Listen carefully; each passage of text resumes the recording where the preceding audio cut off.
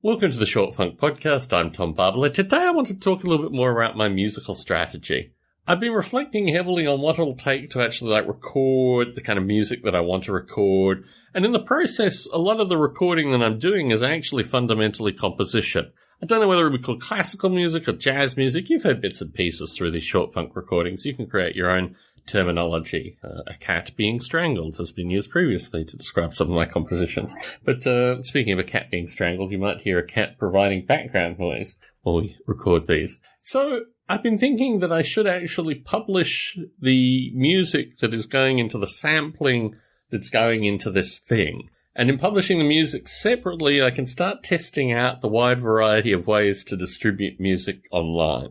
I've been looking at two major companies and a third potential, well, really four companies potentially associated with my electronic music distribution.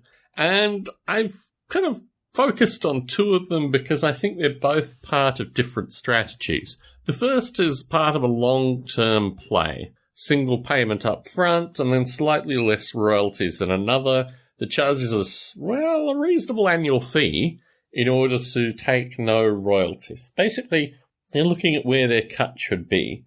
And the scenarios that have been presented to me online indicate strongly that for the long tail, a single payment, that would be useful for the things that I'm talking about associated with the raw composition, the classical or jazz piano music that ultimately goes into all these things.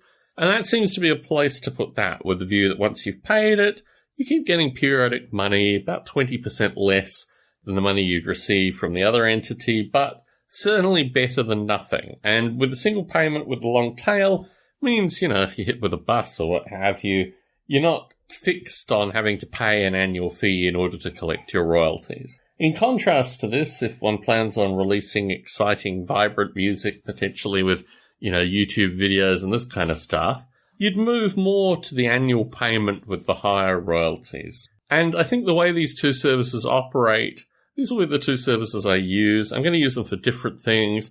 I don't like putting all my eggs in one basket associated with this stuff. And it'll enable me to, dip my little toe in the water of all these electronic music distributions, be it Apple Music or Rhapsody or Amazon Music or all these distribution systems to see how it works. I reflect on my use of Lulu and CreateSpace in digital publishing, also physical publishing with Lulu and CreateSpace, and I came to the realization through that diversity is key. Like, you need to maintain two separate entities that do roughly the same stuff. With the view, actually, that I found with my publishing was the more artisanal Lulu was the one that continued to pay reasonable royalties. I don't know what even happened with CreateSpace. I mean, I'm assuming they still sell my stuff, but I haven't seen a check from them in at least 3 years. So, in this light, to be continued. But I just wanted to put this out there because I have a few compositions that I wanted to actually test out through this means of electronic distribution.